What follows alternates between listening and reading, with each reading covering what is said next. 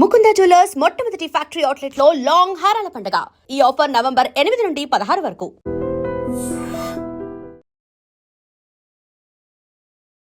సుమారు మార్నింగ్ 8 గంటల టైంలో 8 నుంచి 9 టైంలో మాకు ఒక 112 కాల్ వచ్చింది.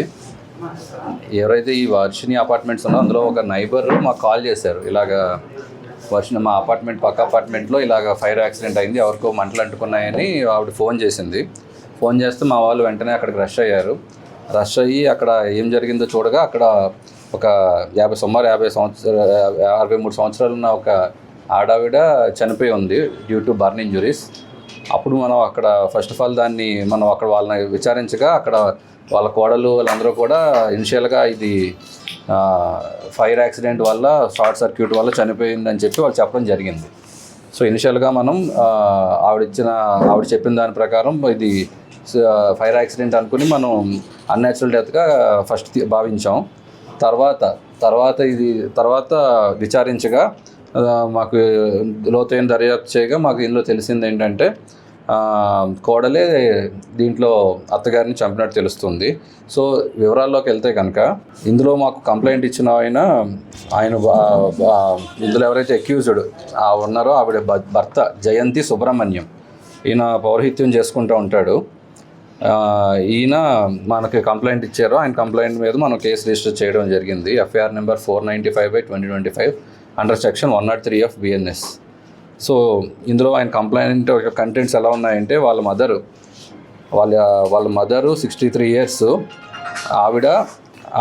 ఆవిడతో పాటుగా ఆయన భార్య జయంతి మరియు 2 పిల్లలు, వాళ్ళకి ఒక బాబు ఒక పాప. బాబు వయసు 10 సంవత్సరాలు, పాప వయసు 8 సంవత్సరాలు కలిసి జీవిస్తూ ఉంటారు. ఇందులో ఇలా ఉండగా ఈ భార్యకి వీళ్ళ అయిన మదర్కి పడుతూ ఉండేది కాదు. ఆవిడ సూటుపూటి మాటలతో అంటూ ఉండేదని, దానివల్లే చంపి ఉండొచ్చని ఆయన కంప్లైంట్ ఇవ్వడం జరిగింది.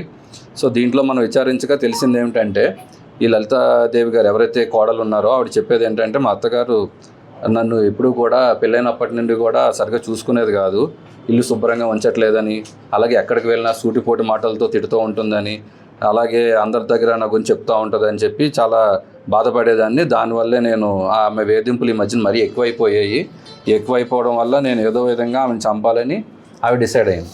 సో దీంట్లో భాగంగా ఆవిడ ముందు రోజు రాత్రి అంటే 6వ తారీఖు రాత్రి సుమారు 7 గంటల సమయంలో బండిలో పెట్రోల్ కొట్టించుకుంటాను అనే దాంతో ఆవిడ బండిలో పెట్రోల్ని ఒక వాటర్ బాటిల్లో పెట్రోల్ కొట్టించుకుని దాన్ని పక్కన పెట్టుకోవడమే కాకుండా దాన్ని నెక్స్ట్ రోజు మార్నింగ్ వీళ్ళ హస్బెండ్ ఎవరైతే సుబ్రహ్మణ్యం ఉన్నారో ఆయన ఉద్యోగానికి వెళ్ళిపోయిన తర్వాత పిల్లలతో మీ నానమ్మతో దాగుడు మూతలు ఆడదామన్న దాంతో ఆమె చేతులు కాళ్ళు కూడా కట్టేయడం జరిగింది.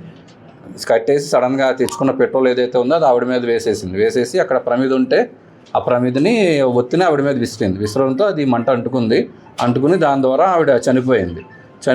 ఆవిడ వెంటనే ఈ చనిపోతున్నట్టే అదే మంటలు కాలుతున్న టైంలో చిన్న పాప కదా తెలియక దగ్గరికి వచ్చింది. పాపకు కూడా కొంత గాయాలు అవ్వడం జరిగింది.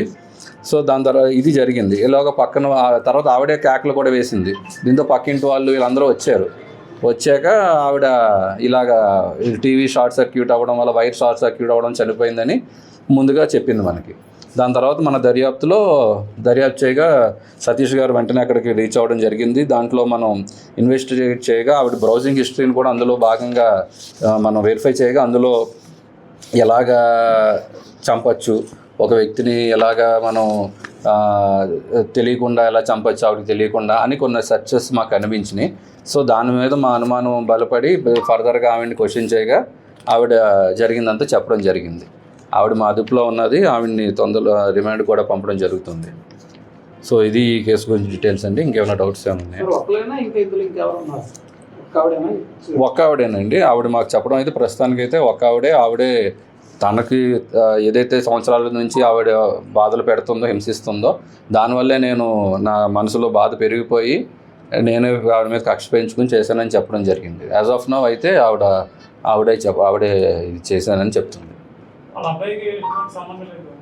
చెప్పిన దాని ప్రకారం మన ఇన్వెస్టిగేషన్లో కూడా అతన్ని కూడా మేము వెరిఫై చేస్తాం. యాజ్ ఆఫ్ నౌ అయితే ఆయన ఇన్వాల్వ్మెంట్ లేదండి. ఆవిడ మన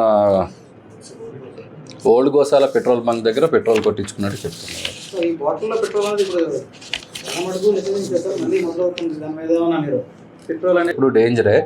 సో దాన్ని అయితే మేము స్ట్రాంగ్గా ఖండిస్తున్నాం. అలాంటివి తీసుకోకుండా ఉంటే better. But we cannot eradicate it. దాని ప్రజల్లోనే వాళ్ళే దాన్ని ముందు తీసుకోవాలి. యా, నిజంగా ప్రస్తుతం ఉన్నటువంటి సమాజం దేనికి ప్రయారిటీ ఇస్తుంది? ఆర్థిక సంబంధాల చుట్టూ మాత్రమే తిరుగుతోంది. మళ్ళీ ఎన్నికలంగానే చాలా విరక్తి కలుగుతాను. మంచి అనిపిస్తుంది కదా, లేడీస్ కూడా ఛాలెంజింగ్ జాబ్స్ చేసినప్పుడు చాలా బాగుంటది. ట్రాఫిక్ అసిస్టెంట్స్ గా నియమించిన ట్రాన్స్జెండర్స్ అందరితో సాల్యూట్ చేయించుకుంటున్నారు. ఫుడ్ డెలివరీ ఇవ్వటానికి వెళ్ళినటువంటి డెలివరీ బాయ్ అనిల్ పై కళ్ళ ముందు